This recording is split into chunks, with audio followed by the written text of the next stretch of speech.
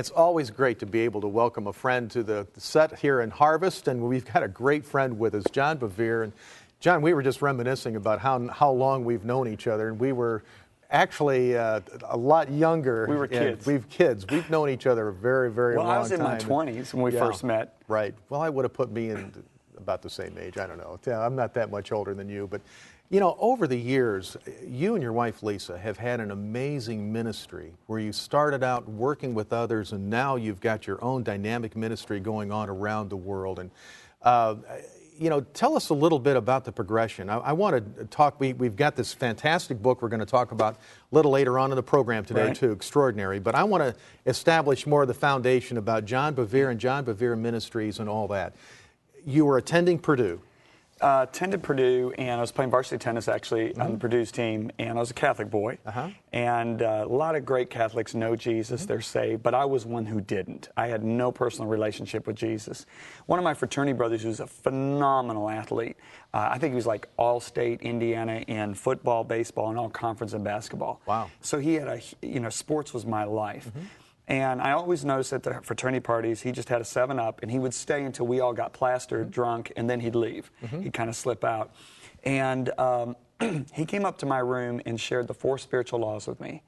And it just all clicked. And the thing he said to me, Pete, that really, really grabbed my attention was he said, can you, because I thought I was a Christian. Okay, I'm going to Catholic Mass, midnight Mass drunk, and so I wouldn't have to get up with a hangover.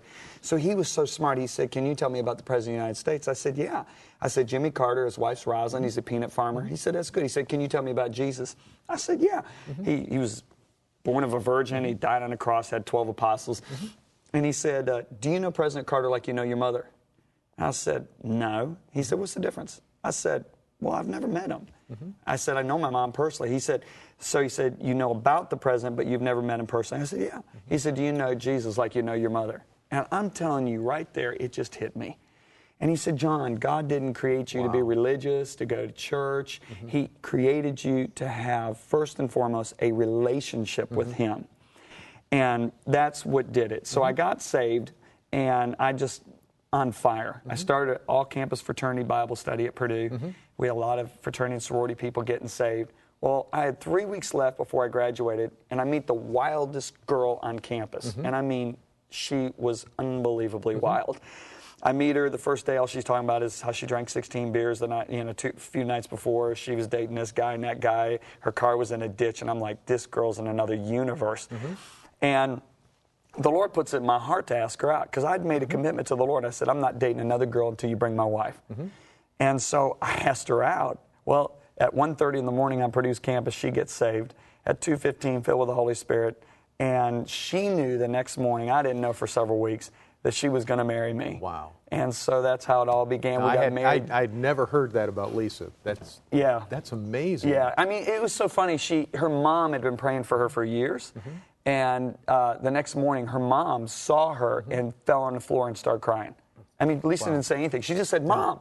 And her mom just started crying. She said, you got saved. She said, how'd you know? She said, your whole countenance has changed. And so Lisa looked at her mom. She says, I'm going to marry that guy, and we're going to preach the gospel all over the world. And her mom goes, oh, you're just attracted to him because he led you to the Lord. And she goes, I'm not attracted to him at all. God just told me while I was making the bed that was your husband. You're going to preach the gospel all over the world. So I'm glad to say she's attracted to me now after 27 years of marriage. But anyway, that's how it all began.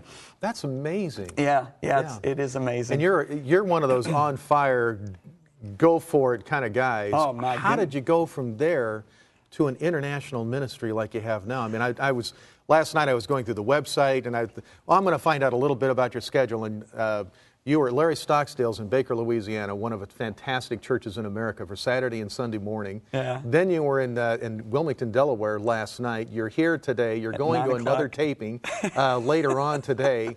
How do you keep up that kind of schedule? But how did you go from a frat boy in Purdue to that kind of ministry all over the world today? Well, I'm glad you're asking this question, because I think so many need to hear this.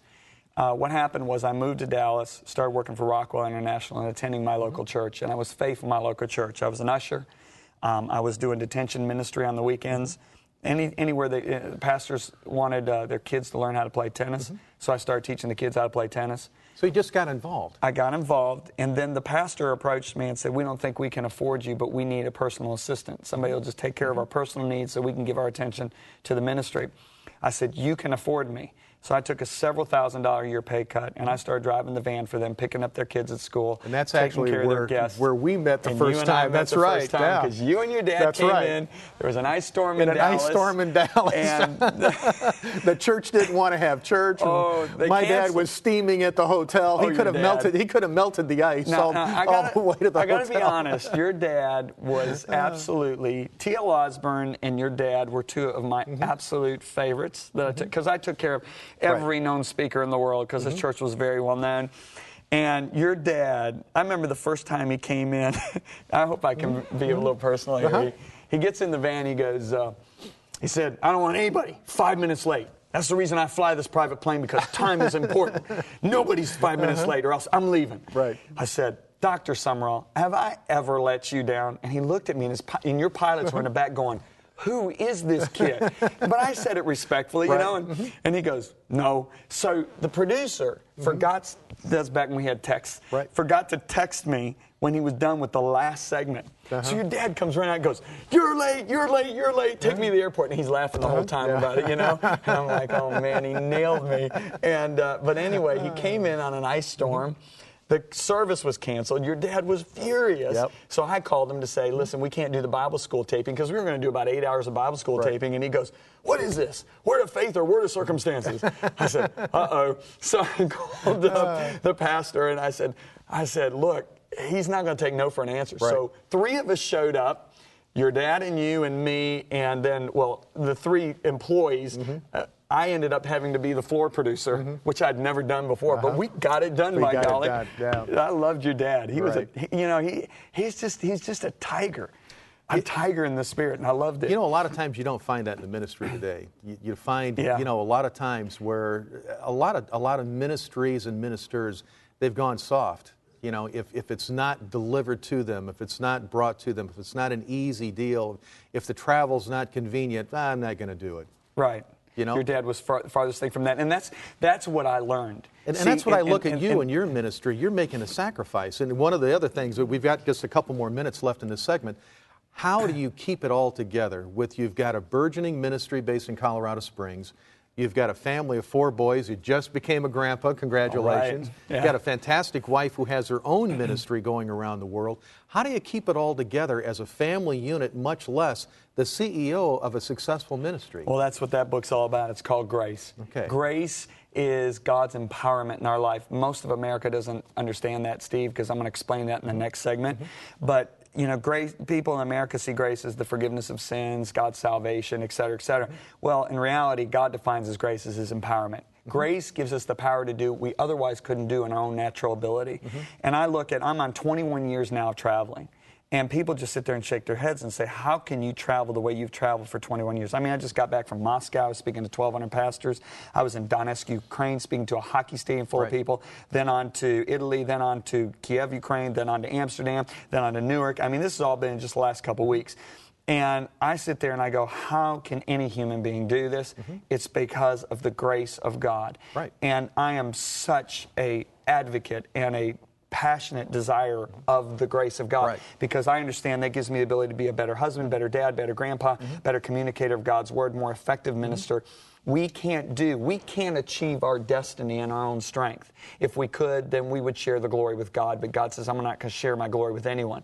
So God, on purpose, writes our life book, you know, because a book's been written about us before we were even born, writes our book and makes our destiny beyond our human capability. He does that on purpose, so we have to depend on His grace. That's what that's all about. And that's when you enter into extraordinary living. Well, you know, I read a little bit of the book last night, was able to scan through it, and it really is very exciting when you extend that level of grace beyond those areas that people accept naturally, where, you know, we're saved by